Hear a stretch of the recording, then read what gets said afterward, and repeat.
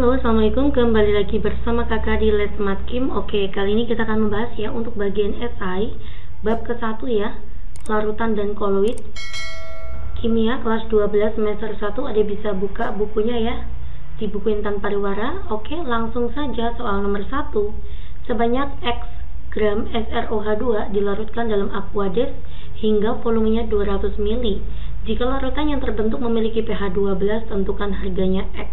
Ditanya dalam massa ya Dek ya. Oke, di sini SrOH2 ini merupakan sebuah basa ya, basa kuat ya. Nah, berarti nanti kita akan mencari pOH terlebih dahulu. pOH itu rumusnya adalah 14 dikurangi dengan pH ya, maka nanti 14 saya kurangi 12 itu adalah 2. Nah, pOH-nya ketemu, maka nanti OH-nya ketemu 1 kali 10 pangkat min 2.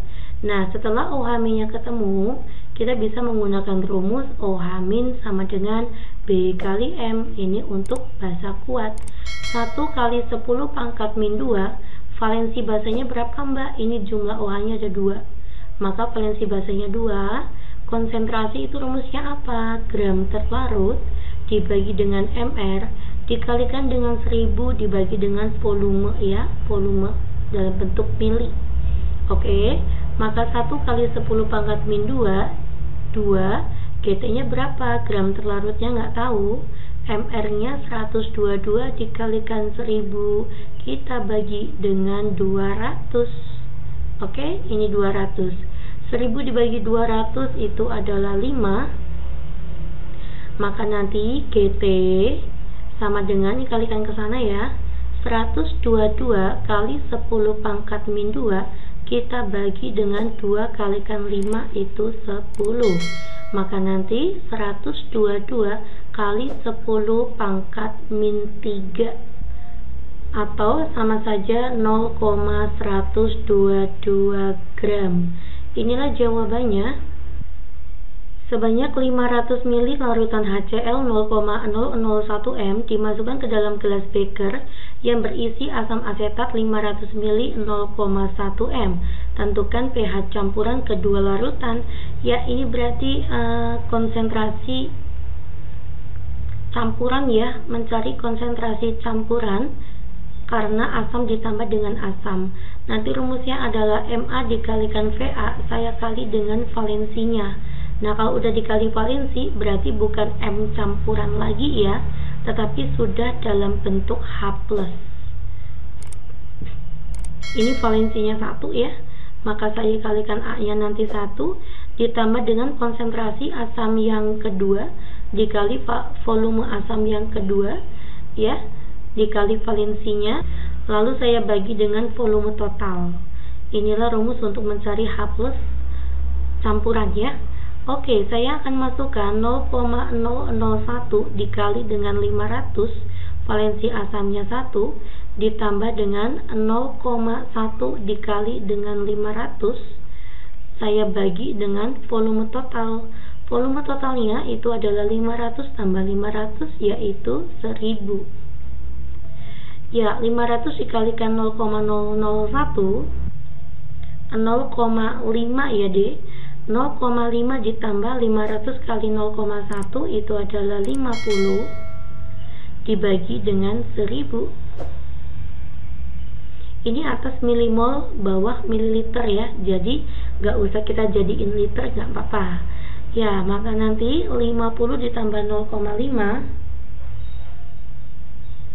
itu kan 50,5 ya, saya langsung bagi dengan 1000. Hasilnya adalah 0,0505 atau setara dengan 5,05 kali 10 pangkat min 2. Atau saya bisa bulatkan menjadi 5 kali 10 pangkat min 2. Inilah H+- nya.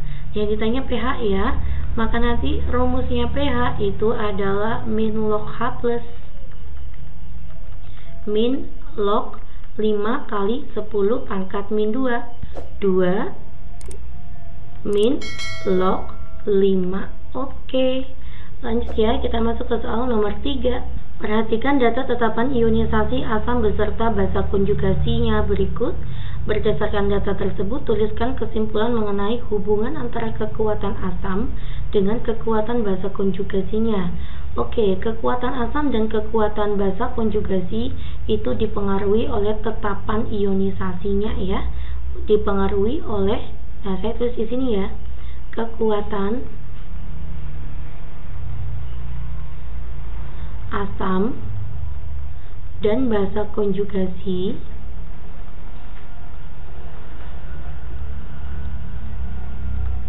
dipengaruhi oleh tetapan ionisasinya. Semakin besar Ka ya, semakin besar Ka, maka kekuatan asam semakin besar, begitu deh. Semakin besar. Dan sebaliknya ya dek. Nah ini juga semakin besar Kb, maka kekuatan basa itu juga semakin besar. Semakin, oh ini besar ya, semakin besar. Nah, sekarang kita akan menghubungkan hubungan Ka dan Kb. Hubungan Ka dan Kb, yaitu Ka dikali Kb sama dengan Kw. Dengan nilai Kw itu adalah 1 kali 10 pangkat min 14. Nah, adik bisa buktikan ya, untuk Ka H2CO4 dengan basa konjugasinya. Jika kita kalikan ya, saya akan coba di sini ya.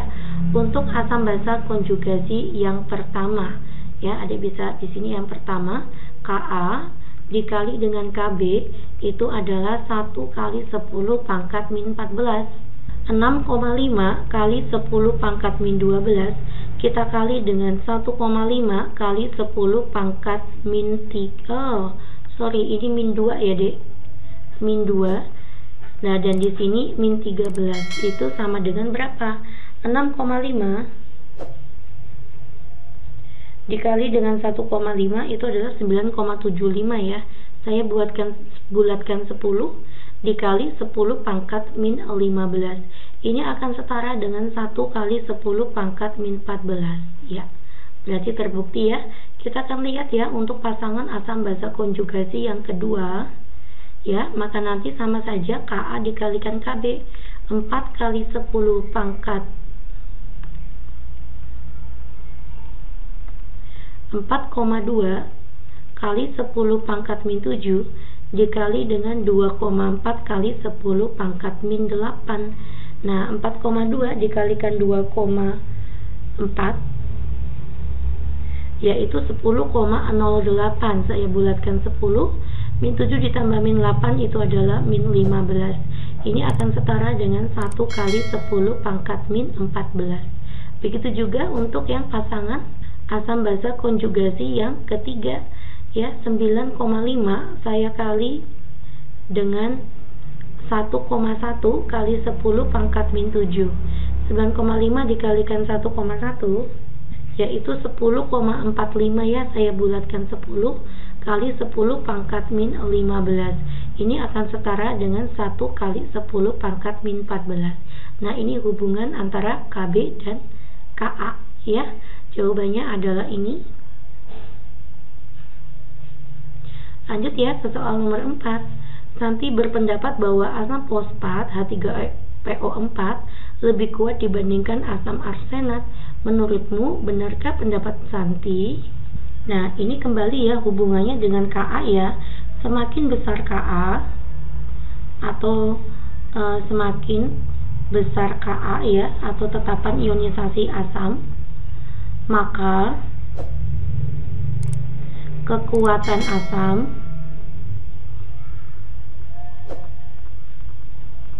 semakin kuat atau semakin besar ya.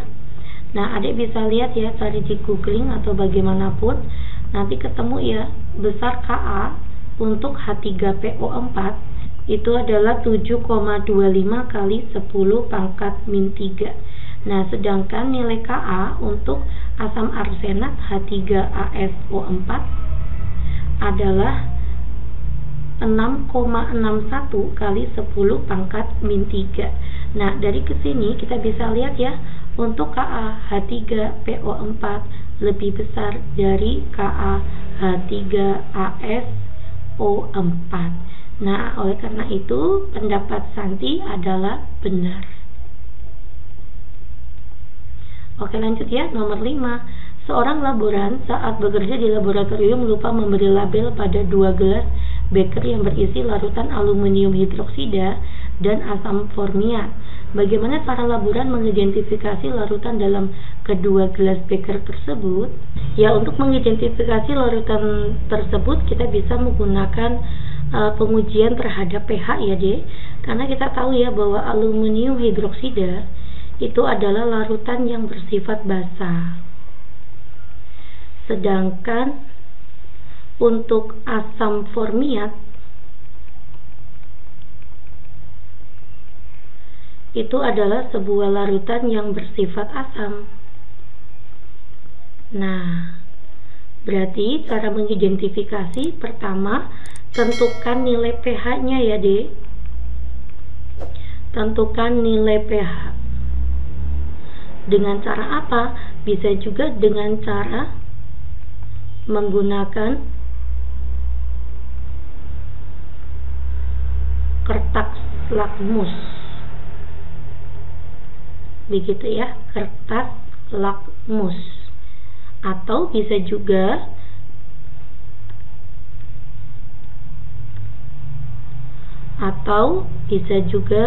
dengan pH meter. Nah, ini udah bisa kelihatan banget kayak gini. Oke ya, jika mengubah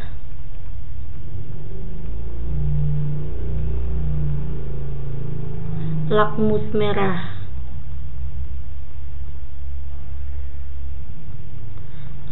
merah ya menjadi biru, maka menandakan botol tersebut adalah AlOH3. Apabila lakmus merah, ini merah ya, tetap menjadi merah, maka menandakan botol tersebut ya, atau gelas beker tersebut merupakan asam formiat. Begitu dek. Atau bisa dek misal menggunakan kertas lakmus biru, ya nggak apa-apa, biru menjadi biru maka AlOH3, kalau biru menjadi merah maka beker gelas tersebut adalah asam formiat. Atau bisa menggunakan pH meter. Pada saat menggunakan pH meter, pada saat menunjukkan pH meter itu pH di atas 7, maka beker gelas tersebut adalah AlOH3. Nah, sedangkan pada saat pH meter menunjukkan pH di bawah 7, maka labellah dengan asam formiat. Gitu ya dek ya. Semoga kalian paham. Cukup dengan ini bisa dek. Oke, terima kasih perhatiannya, semoga bermanfaat ya. Assalamualaikum.